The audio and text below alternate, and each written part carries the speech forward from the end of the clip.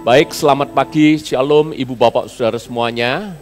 Senang sekali berjumpa dengan Anda dalam keadaan kita semuanya tetap baik-baik saja, tetap dalam perlindungan Tuhan. Sekalipun beberapa waktu belakangan mungkin hati kita terasa tidak merasakan yang namanya damai. Mungkin beberapa di antara kita yang pernah punya pengalaman di tahun 98, apalagi di kota Solo tahun 98 itu sempat terjadi kerusuhan hebat. Maka beberapa hari ini mungkin kalau Anda melihat sosial media, kadangkala hati jadi was-was. Tapi kita percaya bahwa Tuhan yang tetap pegang kendali. Amin. Sedianya saya mempersiapkan khotbah untuk menyelesaikan pelajaran kita tentang pelayanan. Tetapi mengingat kondisi hari-hari ini, apa yang menimpa bangsa kita, apa yang menimpa kota kita, maka hari ini saya sampaikan khotbah kontekstual. Artinya khotbah supaya mempersiapkan jemaat, memperlengkapi jemaat, punya perspektif yang benar, bagaimana jemaat harus bersikap hari-hari ini. Karena kita semuanya juga tahu saudara, beberapa hari ini terjadi demo hebat di negara kita. Bahkan tidak sekedar demo hebat, beberapa kota itu juga mengalami aksi penjarahan, bahkan tindakan pengerusakan fasilitas umum, bahkan beberapa kantor instansi pemerintah juga dibakar. Demikian pula halnya yang terjadi di kota kita, gedung DPRD itu juga rusak, dibakar.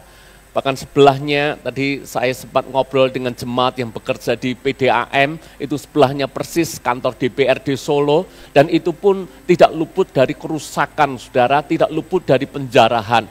Itu yang hari-hari ini terjadi atas bangsa dan negara kita. Pertanyaannya adalah bagaimana orang percaya, bagaimana gereja Tuhan menyikapi akan hal ini.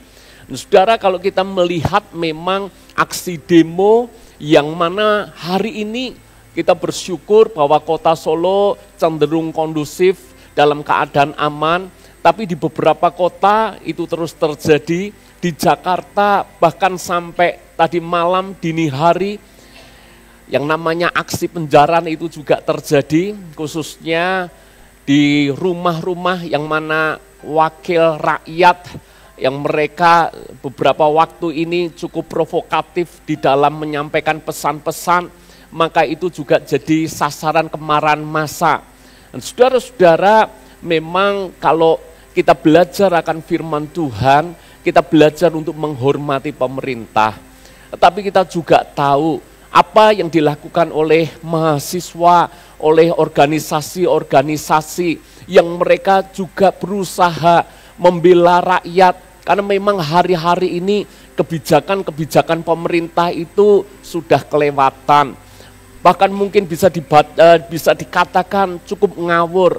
Karena memang yang menggodok atau yang membuat undang-undang itu kan wakil rakyat di DPR. Lalu kemudian banyak keputusan-keputusan yang menurut kita semuanya juga sadar tidak tepat. Kondisi sudah sulit, ekonomi sudah berat. Dan ini bukan hanya sekedar mitos, kita semuanya juga merasakan, bahkan mungkin tidak hanya beberapa bulan ini. Dari akhir tahun kemarin sampai sekarang kita merasakan ekonomi melambat. Sudah keadaan sulit, pemerintah seolah-olah justru mempersulit dengan pajak yang dinaikkan. Dan ini kan juga membuat lesu. Dunia investasi juga akan semakin kendor. Bagaimana mungkin investor akan menanamkan modalnya di negara kita kalau aturannya juga tidak jelas dan terkesan semena-mena, saudara. Semuanya dipajaki dan beberapa pelaku online jualan secara online shop itu juga hari-hari ini juga mengalami rasanya berat sekali karena aturan pemerintah untuk perpajakan di penjualan secara online itu juga diterapkan. Lalu kemudian belum lagi isu bahwa tanah yang nganggur tidak digunakan itu bisa diambil negara. Dan sebetulnya kan belum tentu dan mungkin sampai hari ini juga belum terjadi. Tetapi karena kebijakan-kebijakan yang dilontarkan secara kurang bijak itu yang membuat rakyat seolah-olah hari-hari ini dipenuhi dengan ketidakpuasan terhadap pemerintah. Belum lagi pajak waris yang tinggi. Dan saudara bayangkan bagaimana kalau ada orang miskin, dia punya satu-satunya rumah peninggalan daripada orang tuanya meninggal, lalu kemudian diwariskan kepada anaknya. Ini keluarga miskin, satu-satunya yang dia punya itu mungkin rumah kecil, rumah sederhana. Itu pun turun waris ada pajaknya lagi, pajaknya tinggi lagi. Nah itu yang mungkin membuat hari-hari ini rakyat menjadi marah. Belum lagi hal-hal sepele yang membuat kita juga gerah. Ya, sekarang ini nyanyi nggak boleh sembarangan, kalau buka kafe nggak boleh sembarangan, kalau mau jagongan katanya ada isu itu pun sumbangan akan dipajeki, saudara. Bahkan pekerja seks komersial saya juga bingung, saudara, itu pun ada pajaknya sendiri. Ya tentunya orang-orang pejabat tinggi sekarang juga akan mikir kalau demikian ya, itu mungkin sisi positifnya. Tapi banyak aturan kan nggak jelas. Konon beberapa berkata udahlah nggak usah setel musik Indonesia, setel burung berkicau aja. Saudara tahu responnya gimana? Tidak peduli itu burungnya siapa, mau dikejar, mau tetap dicari pajaknya. Saudara ini kan sebetulnya juga belum terjadi. Kita belum pernah mendengar secara langsung. Kira-kira yang setel suara burung itu dipajeki atau enggak, kita belum tahu. Tetapi karena lontaran-lontaran yang enggak jelas, maka membuat rakyat merasa ini kok negara akhir-akhir ini kebijakan-kebijakannya kurang tepat. Puncaknya adalah ketika gaji dan tunjangan DPR itu dinaikkan 100 juta per bulan. Sudah gitu sebetulnya kan ada klarifikasi, mungkin momennya tidak seperti itu, tapi karena mungkin rakyat sudah enek ketika mereka joget-joget, lah itu saudara, itu seolah-olah ini api disiram dengan yang namanya minyak atau disiram dengan yang namanya bensin. Dan saudara sudah gitu masih ditambah wakil rakyat yang mengatakan rakyat itu pura-pura tidak tahu ya, rakyat itu tolol karena mau membubarkan DPR dan seterusnya. Memang praktisnya DPR itu tidak mungkin dibubarkan, sulit sekali. Dan kalau DPR dibubarkan juga akan tambah ruwet negara ini. Tetapi respon mengatakan rakyat ini tolol itu membuat rakyat tambah marah.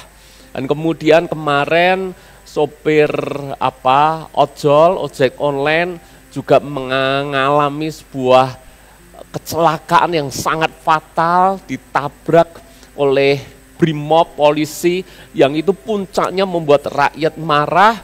Jumat demo besar-besaran, itu serentak di banyak kota, termasuk di kota kita, sehingga Jumat malam saudara itu mulai aksi sudah tidak terkendali, beberapa fasilitas dirusak, gedung dibakar. Dan sampai hari ini Jakarta juga masih demonya kencang sekali. Bahkan hari-hari ini berseliweran sebaran. Nanti kita lakukan demo non-stop. Ya selebarannya berkata seperti itu. Tanggal 1 sampai tanggal 5. Dan kalau tidak salah itu tanggal merah saudara. Biasanya semuanya libur. Ya, saudara dalam kondisi yang seperti ini kita perlu campur tangan Tuhan. Amin. Secara manusia, gereja juga tidak tahu apa yang harus dilakukan secara nyata.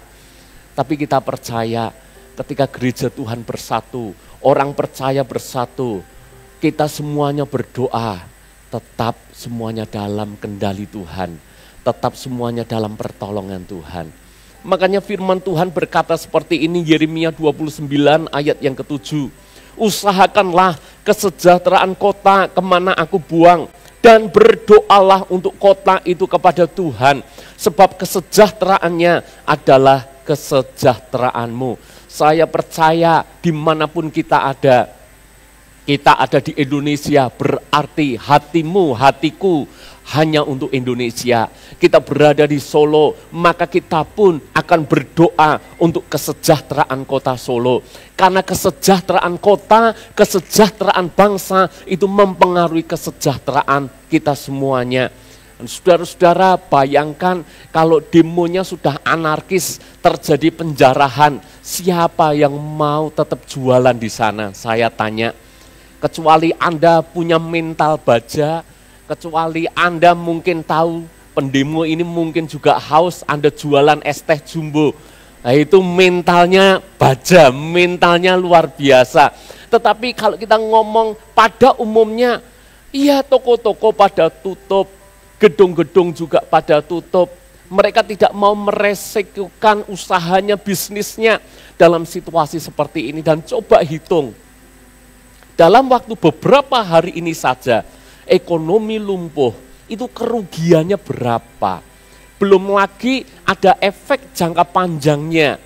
Kalau ekonomi lumpuh, butuh recovery. Recovery ini juga selalu butuh dana yang besar untuk mulai menggerakkan. Karena kan situasi sekarang kan wait and see semuanya, takut siapa yang harus memulai lebih dulu nanti kalau kondisinya sudah mulai kondusif dan aman. Belum lagi para investor dari luar, mana mau masuk menginvestasikan uangnya ke negara kita, ke kota kita, kalau dalam situasinya seperti ini. Saudara-saudara, kalau kita renungkan, kita pikirkan, memang kerugiannya sangat banyak.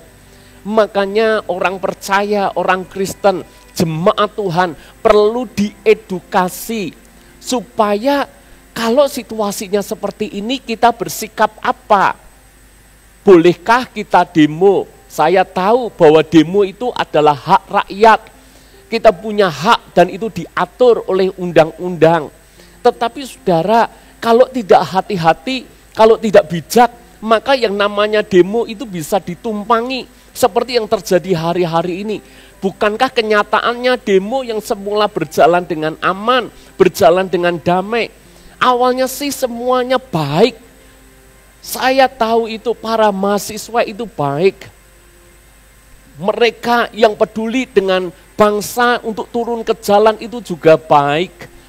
Saudara, mungkin dengan cara ini pemerintah mulai akan mengubah cara pandangnya dalam membuat undang-undang. Itu bukankah juga hal yang baik? Tetapi kita juga semuanya harus sadar bahwa situasi seperti ini bisa ditunggangi oleh orang-orang yang memanfaatkan keuntungan tertentu, memancing di air keruh supaya tambah keruh, supaya Indonesia tidak hanya kritis tapi juga mengalami krisis. Kalau sudah mengalami krisis itu buntutnya panjang. Nanti orang-orang tertentu saja yang diuntungkan. Nah saudara, kita perlu perlengkapi jemaat agar kalaupun Anda harus demo, dan saya harap Anda bijak soal ini, Anda misalnya ikut turun ke jalan, Anda pun harus bijak soal ini. Makanya saya mau sampaikan beberapa hal penting buat Anda semuanya. Yang pertama seperti ini, apapun yang terjadi, Tuhan pegang kendali, Tuhan pasti tetap memelihara kita. Ekonomi mungkin beberapa waktu ke depan menjadi sesuatu yang lebih berat lagi. Sudah berat, tambah berat lagi. Betul. Kalau kondisi seperti ini, siapa yang mau shopping? Ada yang kemarin shopping? Siapa yang mau beli ini, mau beli itu, bahkan hanya sekedar jajan pun kita juga mikir resikonya tidak sepadan karena situasinya seperti ini. Ekonomi mungkin tambah berat, tetapi saya berkata, hidupmu, hidupku tidak ditentukan oleh situasi dan kondisi yang sedang terjadi. Hidupmu, hidupku ditentukan oleh Tuhan yang pegang kendali. Alkitab katakan, bahkan sehelai rambut kita tidak akan jatuh kalau Tuhan tidak izinkan, apalagi dalam skala kota, dalam skala bangsa. Percaya Tuhan tetap pegang kendali. Dan percayalah, kita orang percaya dilindungi, orang percaya diluputkan. Kita semuanya tetap baik-baik saja. Katakan dalam jiwamu, baik-baik saja. Kita pun punya pengalaman 98. saya rasa 98 itu tambah parah keadaannya. Karena sekarang puji Tuhan beberapa influencer itu mengedukasi juga. Berita-berita yang positif juga disebarkan. Mereka selalu mengingatkan, jangan mau diprovokasi, jangan mau ditunggangi, jangan mau dimanfaatkan, jangan mau dijadikan alat. Bayangkan 98, tidak ada yang seperti itu. Jadi saya sih merasa bahwa seharusnya keadaan tidak separah 98. Jadi jangan takut berlebihan sampai Anda tidak bisa tidur. Jangan sampai takut berlebihan sehingga Anda sakit. Belajarlah, percayakan semuanya dalam kendali Tuhan. Tuhan pasti campur tangan. Tapi yang saya mau sampaikan beberapa hal sederhana, saudara. Jangan ikut menyebarkan berita yang bisa memancing situasi semakin panas. Kadang-kala kita tidak menyadari akan hal itu. Tetapi misalnya saudara, kan berseliweran. Orang video, ini kota ini terbakar, gedung ini dijarah. Lalu kemudian kita mengupload itu di media sosial kita, di story kita. Secara tidak langsung. Saudara tahu, hukum psikologis manusia itu apa? Kalau kebanyakan terjadi di mana-mana, seolah-olah itu membenarkan kalau kita melakukan hal yang sama. Betul enggak? Kalau semuanya jarah, maka saya pun berhak untuk jarah. Itu kan logika yang seringkali terjadi. Kalau semuanya nyontek, masih ingat ketika kita sekolah, Anda nyontek, itu rasa bersalahnya itu akan berkurang. Betul enggak? Kalau yang lain melanggar, Anda melanggar, maka rasa dosanya juga akan berkurang banyak. Makanya kalau kita tidak hati-hati, kita posting sesuatu, mungkin niat kita hanya sekedar ya memberitahu, hati-hati loh. Sekarang saudara, tidak usah Anda kasih tahu hati-hati, semuanya pada hati-hati. Betul enggak? Beberapa hari ini, kemarin juga ya mulai diposting saudara sebuah teks di WA dan ini diteruskan dari satu grup ke grup. Kelihatannya baik, tetapi ini menjadi potensi bisa malah menimbulkan hal yang berbahaya. Solo jam sekian akan diadakan demo, di lokasinya, jamnya, siapa yang akan demo, koordinatornya siapa. Kelihatannya teks itu baik ya, hati-hati ya, hindari. Nah, tapi kalau disebarkan terus, nanti orang akan melihat, ternyata ada keramaian di sana. Maka ikut nimbrung saudara, betul enggak? Dan kalau ramai, itu akan dipersepsi semuanya memang ke sana. Dan saudara tahu psikologi manusia, kalau ramai itu keberaniannya tambah saudara, betul enggak? Nangkep yang saya maksud.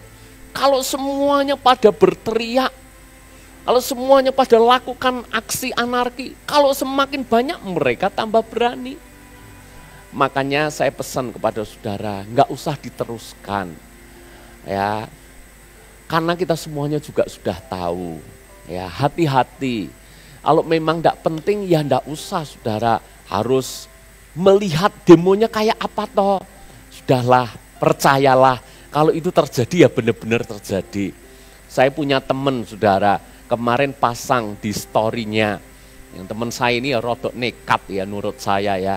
Sudah sipit, ya dia memang pakai topi, dia memang pakai balaklava, memang kelihatan matanya saja. Lalu kemudian dia posting gitu ya, situasi yang terjadi di Geladak, merah-merah kebakarannya diposting ya. Saya bilang ke Anda jemaat, enggak usah. Untungnya apa sih? Janganlah kita bangga kalau kita menjadi saksi akan terjadinya tindakan demo yang akhirnya berujung pada anarki. Jangan, karena secara tidak langsung kita itu berkontribusi sekecil apapun loh. Kalau kita ikut di sana, bayangkan kalau semuanya berpikir seperti ini, Pak, saya cuma lihat, saya enggak teriak-teriak. Saya bahkan tidak menjarah, saya tidak merusak, Saya cuma nonton. Bayangkan kalau semua jemaat punya cara pandang yang sama. Berarti satu jemaat, coba kita rame-rame ke Geladak, saudara. Yang terjadi apa? Orang mempersepsi apa? Kumpulannya banyak. Padahal yang main di sana mungkin hanya beberapa orang. Tetapi karena terasa banyak, seolah-olah semuanya setuju melakukan hal itu. Makanya saya pesan kepada saudara, selain tidak perlu menyebarkan berita-berita negatif, kalau Anda mau sebarkan berita positif, itu lebih baik. Karena beredaran juga berita-berita positif. Kenapa tidak teruskan akan hal yang itu? Jadi untuk mengimbangi, kalau nggak ada berita positif, mereka akan semakin merajalela. Karena masyarakat kita, maaf kata, itu masyarakat yang literasinya soal-soal seperti ini masih sangat minim.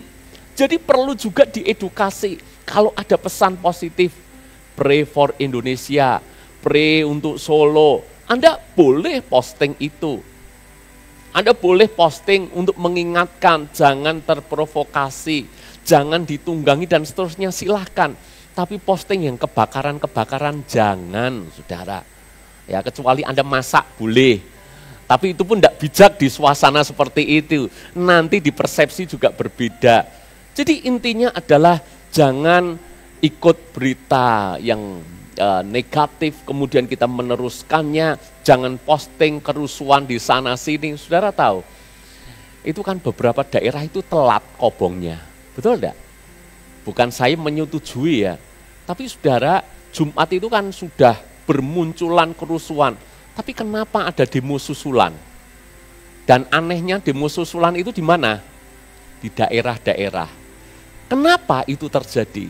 Secara logika, itu bisa dipahami karena kalau di kota ini terjadi, kalau di kota ini hampir semua kantor DPRD dibakar, maka yang lain pun ikut-ikutan. Coba seandainya waktu itu semuanya silent, ya tentu ceritanya akan berbeda. Nah, maka saya mengingatkan jemaat, sudahlah dalam situasi seperti ini kita harus bijak. Dan yang terakhir saudara, saya mengatakan bahwa kegiatan ibadah di sepanjang minggu ini, saya mengambil keputusan demi kenyamanan, demi keamanan, karena situasinya kita belum tahu yang terjadi apa. Maka sepanjang pekan ini, semua kegiatan saya putuskan untuk ditiadakan. Sebagai gantinya, kita nanti akan berdoa untuk bangsa dan negara kita secara online, secara Zoom. Nanti tim multimedia akan persiapkan semuanya supaya kita bisa mengambil waktu untuk kita mendoakan bangsa dan negara kita, mendoakan kota kita. Dan saya berharap apa yang saya sampaikan di tengah-tengah situasi seperti ini tidak membuat Anda semakin takut. Justru saya akan mengatakan semuanya tetap ada di dalam kendali Tuhan. Orang percaya harus lakukan apa? Daripada Anda turun ke jalan, demo juga kagak, kita cuma lihat-lihat dan itu bisa dipersepsi buruk oleh masyarakat yang lain, maka saya justru mengundang Anda semuanya, ambil waktu untuk berdoa. Doamu itu lebih powerful dibandingkan dengan Anda turun ke jalan hanya sekedar foto-foto atau Anda videokan apa yang sedang terjadi. Itu langkah nyata, langkah konkret, langkah sederhana yang Anda dan saya bisa ambil. Nanti jamnya kapan pelaksanaannya kami akan umumkan di grup WhatsApp gereja. Tapi saya mengajak Anda semuanya meresponi. Saya tahu Anda mengasihi kota ini, amin. Anda mengasihi bangsa dan negara kita, amin. Anda juga mengasihi hari ini kota Jakarta masih demo. Dan jangan kita berkata, toh Jakarta, bukan Solo. Saya mengajak kita juga punya hati untuk kota Jakarta. Bukan karena kota Jakarta ibu kota negara kita, enggak.